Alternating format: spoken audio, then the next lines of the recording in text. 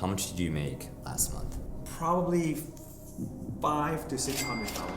The secret to making that much money on YouTube is being an amazing writer. And Nas Daily is one of the best at writing video scripts that keep your attention. Every word has a place. But what's interesting is Nas didn't grow up speaking English or Mandarin or Maltese, yet his videos get billions of views in those languages and many more. This interview is a masterclass in how Nas brainstorms, writes, and films his videos so you can too. He even shared this genius hack to find your next video idea without searching Google. The world is full of ungoogleable humans. And I put him on the hot seat to rewrite a video script live so you could learn it firsthand. I love that you just did that live, man. Wow, that was probably one of my favorite moments of any interview. I'm Youshaei, and you're watching Created. You're very good at what you do.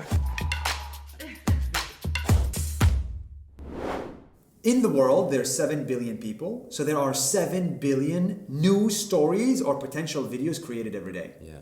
But there are really only, let's say, 7,000 media organizations. Each one of them makes 10 stories per day. So New York Times, Washington Post, Israeli TV, Palestinian TV, Egyptian TV, all the media TVs, they're not doing anything to highlight the stories that exist in the world. How do you find stories? Like, is that you're just, combing through Google News, you're getting DMs about it? It's a good question. I spend 40% of my time researching. Every city I visit, I meet my local audience. And I say, guys, anybody that follows me in Hong Kong, come to this place at this time and say hi. And then I ask those locals, what is interesting about your country? Who is interesting here to make videos about? Tell me, suggest ideas, suggest things. And then people start telling you, make a video about this guy or this girl, that girl. And then in Hong Kong case, some random person on the side said, make a video about my friend. He lives in the jungle and he looks like Tarzan. I was like, okay, let's go. And so the next day, literally, I went to visit him. Bam, bam, bam. 3 hours, take the shot, shoot, leave. That's it, we're done. Dude, that's so fascinating because I thought those were just fan meetups. Those are research meetups for you to get content. Oh yeah. Do you think I want to sit and just take selfies for 10 hours? Like, no. That reminds me of something. I just interviewed your girlfriend, Geraldine. Yeah. And she talked about how the best content comes from you finding something that isn't on Google. Yes. And those meetups help you find what's not on Those Google. meetups are full of ungoogleable humans. And I think, the reason why Nas Daily succeeded is because the way we talk is very intentional. It's like every word has a place. It's like a chain. Yeah. And you never break the chain. What is that order? What is that chain that you put in your story? Oh, so it has to be an engaging intro, obviously, like every video. Yeah. And there's always a problem, there's always a solution. Right. People just love to get solutions to problems. Yeah. It's just like a human nature. Yeah. So you do a problem that sometimes you didn't know was a problem. Did you know that the United Arab Emirates is one of the driest countries in the world? How do they drink? That's a problem. Yeah. But you never thought about this problem ever in your life. But now you're interested in the solution to that problem. Then you walk them through the solution. 1, 2, 3, 4, 5. And then there's always an outro. There's always a call to action, which is, this is really not about the Emirates or the drinking or the water or whatever. This is about water conservation all around the world and including you. So you got to make it a little bit personal to the person. You broaden it. You talk about Yes. United Arab Emirates, the problem, and then at the end you bring it back to the person. Exactly. So you talk about making it relatable and the building blocks, but in each part of that story, how you speak and being simple matters a ton. So if you're open to it, I thought I'd give you a little exercise here. Oh my God. Let's do it.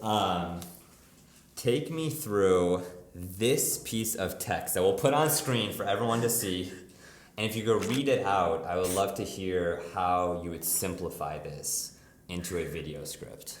Okay, so last week, a mysterious buyer, a cryptocurrency entrepreneur, paid $69 million for a digital collage. A digital collage? More like a digital college. It feels like college. Do you want me to simplify this one first? We could simplify piece by piece. Did you know some guy in India paid $70 million for a picture? That's it. Wow. Christie called the auction a milestone for digital art collectors, and many marked the sale as a key moment for blockchain technologies moving to the mainstream. Nobody cares about Christie. Yeah. What is Christie? Is it a human or is it Auction house. auction house? Just say auction house. My mom doesn't know Christie. Milestone for digital art collection. Nobody cares. Mark the sale as a key moment. Just say it's the future. Blockchain technology. Just say crypto into the mainstream. Mainstream. What is mainstream? This was the first sale for the auction house, and they think in the future everybody is going to be buying crypto. Okay, that's a little bit more on point. I love that you just did that live, man. Wow, that was probably one of my favorite moments of any interview. That was magic. I'm making the teacher into the student, and you passed. Yes, that's fun. That was a great exercise. I wish more people gave me these exercises. Does your mom speak English? She does. She does, but Farsi is her first language growing up in Iran. I think that's really the key, right? Is you need to have family members that don't speak English. And when you speak, you gotta speak in a way that they understand, because they're the ones that matter. Yeah. Not your college friends. We manage like 44 channels. I think roughly 13 languages. Wow. It's insanity what happens when you localize. So I think what we noticed is that the world of content is not very equal, in the sense that this interview is in English. It is inaccessible for my father. You are not relevant to my father. But my father is a human being and he deserves this knowledge. How does he get it? You tell me. To be honest, that's actually the follow-up question I was going to add. How do you, for somebody who's even overwhelmed by the idea of creating great content in English, what's step one to translate? How do you pick the right language? What tools do you use? Yeah, I started by literally copy pasting. By yourself? No, I hired someone to copy paste. Yeah. At what point during your journey, when you were still by yourself traveling, did you hire somebody to translate? I never translated in the first 1,000 days. Wow. Never translated. Do you wish you did? I wish I did. Actually, now that I think about it, I wish I did. Hindsight is 20/20. Of course. It's like, if I start making videos now, I know exactly what not to do. I know exactly the topics that work. I know how to go. But everybody wastes 3 years figuring it out. For everyone listening, help cut that 3 years. What are the things that you hit your head into a wall about that they can avoid if you're listening? Okay, to cut your 3 years, that's a good question. To cut your 3 years is, first of all, get a video editor. Do not video edit yourself. You are not the best video editor. I used to think I am. I'm not the best video editor. Get someone more creative than you. Second thing is, get an administrative assistant. Do not book your own hotel. Save 2 hours from booking your own flights. The third thing is, win in one platform, then start to try to win in other platforms all the time. It's becoming much, much easier to become multi-platform and diversify. So I make that Tarzan video, let's say a long version, then I just cut it down to a 1 minute in a different script that's much shorter, and I shoot that in vertical, and then bam, I upload it to like 4 different locations and get the exposure. Tell me if I'm going too far here. You made $80,000 a month in 2018. How much did you make last month? I think the range, like all of Nas, Yeah. probably $500,000 to $600,000 a month, something like that. Profit, not in profit, in revenue. Revenue, yeah. Yes. So break down, like, where is that coming? What are the costs? I'm not saying probably made, like in profit probably made like $200,000 in profit, something like that. But we are, like we're 40 employees or so, 30, 40 employees from around the world, and look, I'm running it like it's a production house as opposed to an influencer. So one of my goals has been to remove the dependency on me and increase the dependency on the company. And that's kind of been like, if clients come to us and we want to work with you guys, we're like, okay, no sire. There's no sire. You cannot work with them. Really? Yeah, like I don't. Like we just say, you cannot work with me. But You can work with other talents and other creators. As part of the Nas Daily brand. Yeah. Yeah, so Nas Daily Production, Yes. Nas Studios is called, Nas Daily Studios. Right. That's and kind other of creators like, are like, Dear Lean, Yes. Project Nightfall. Yeah. Like now you have like an entire roster of talent. Yes, other talents. Yeah. And you're probably priced at the highest. Yes. So it's almost like, to put it in context for people listening, it's like a buffet of like, okay, maybe you can't afford working with Youshaei as part of Nas Daily and Studios. we price it so high that it's unattractive. Right. But then you have talent who maybe smaller followings, Yes. different demographic, who Yes. then they could still work Yes. forces in. At least in some way, you capture that revenue. Exactly. Yeah. Exactly. My dream was to make 1,000 videos in 1,000 days. Yeah. Right? You know that. And I've been very vocal about it. I'm going for the 1,000. I'm going for the 1,000. I'm going for the 1,000. And I made it.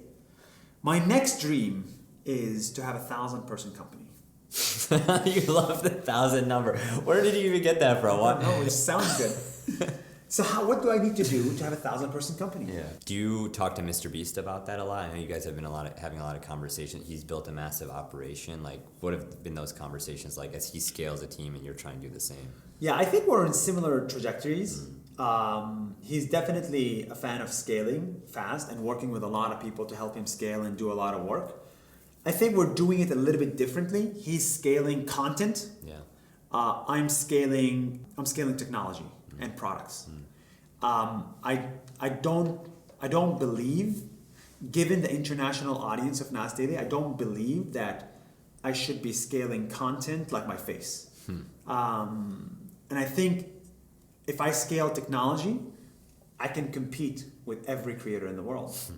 Because no creator is hiring software engineers. And those who do probably cannot afford them. And those who do afford them probably don't know how to manage them. Yeah. And full disclosure for everyone listening, I'm also an investor. You are an investor, yes. And I believe in, it's just like, I really believe in creators starting businesses, because then you could basically shine the light that you build with content to market something that you believe or a problem that you have identified, Yes. whether it's education or language and translation. Yes. I want to ask you about the difference between creators and media companies, especially one media company that started a very interesting campaign against you. Al Jazeera is a government news organization, just like CCTV in China. And last week, they spread fake news about us with no verification or truth. What was the fake news that Al Jazeera spread about you? Essentially, the claim is that I am an Israeli spy. The claim is that I work with the Israeli government to normalize between Israel and the Arabs and to make people love Jews. And for context, or so people know, you made a few videos about the Israel-Palestine conflict. Yeah. I would say you have a very warm and a positive outlook on the Yes. situation that Al Jazeera saw and sparked this whole situation. Exactly. I want to know the thought process of responding, because a lot of people that may happen to them, and I imagine two things go on in your mind, which is, if I respond to this, I'm making more people aware of it. Yes. Versus not responding to it may cause it to go away. Was that what you were thinking? Yes. Or what was going on in that moment? That's the problem with controversies. You never know when to respond. Because when you respond, it's almost always too late.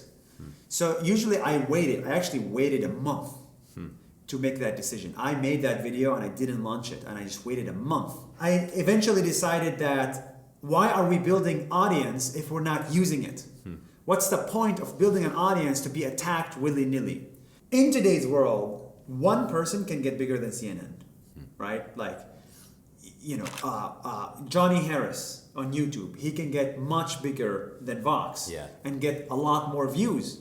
You don't need an institution to back you up. You don't need a building, a chair, a table, and a salary to be able to thrive on the internet. And for context, Johnny Harris, for people who don't know, used to work at Vox, left, and now some of his videos on YouTube have even more following, or more viewership. More viewership than Vox itself. I think, there's two types of creators. There's creators who think they are the center of the world, and there's creators who think they are the messengers of the world.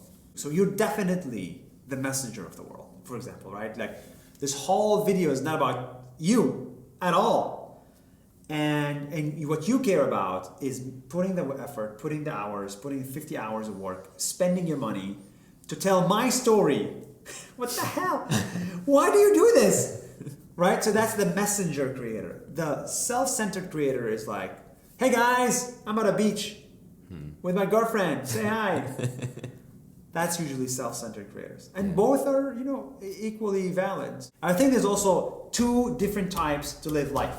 Real quick, I want to take a moment to thank Fiverr for sponsoring this video and share a special discount code. And fun fact, this is a super full circle sponsorship for me because when I started this channel, I actually used Fiverr to hire editors, designers, and writers because I quickly learned that the best creators don't do this alone. And I was lucky enough to be featured by Fiverr as one of their first ever instructors on Fiverr Learn, where over 1,500 of you have taken my marketing and copywriting classes. And I was also a Fiverr Pro seller myself. So if you haven't already, make sure to check out Fiverr's marketplace where you could find 550 different categories of services to build your business. It's simple, it's fast, it's high quality, and best of all, check out the link below to get 10% off your next purchase so you can save money, time, and get back to doing what you do best as a creator. All right, back to the video. There is go with the flow life or go against the flow life. And I feel like I have chosen to spend the remaining 62% of my life going against the flow life. It's much harder, but that's pretty much the only life that will give you satisfaction, money, success, and everything. I don't think anybody has created that much success by going with the flow. Going with the flow means get a job, get a degree, get married at 25, get kids, build a house, sit next to me, I'm your parent, I'm your mother, die. That's go with the flow. That's the community I come from. Yeah. There is no success there. You don't change the world, you flow with the world. The people who go against the flow change the world. And so I think it's just like, it's the desire to go against the flow. I mean, I see so many things that are infuriating. You know how not anger inducing, infuriating. Just the way the world is structured is terrible. Start with this hotel. This hotel is terrible. This hotel is terrible. How does that not infuriate you? LAX airport, it's terrible. It can be so much better. The way we treat women, it's terrible. The way we look at women, it's terrible. The way we consume porn is terrible. The way we consume YouTube content is terrible. The way money works is terrible. Banks, blah, I mean, God. The way we fix diseases is terrible. The way politics works is terrible. War is terrible. I mean, it's crazy. I can go forever. So I just think that, I think the average human needs to identify what is terrible in the world and how to make it less terrible. And, we do it through content and technology. My cousin does it through medicine. You do it through content. And I just, we got to respect the people who are trying to make the world a little bit less terrible. So that's what I want to do. And in the process, maybe have a couple of kids. I love you just threw that on there. Dude, well, I just have to say, Youshaei, as I try to go against the flow, you've been such a wonderful friend and support system, man. Of course, man. I'm very excited for this, and thank you so much for giving me your platform. Oh, dude, it's always a pleasure.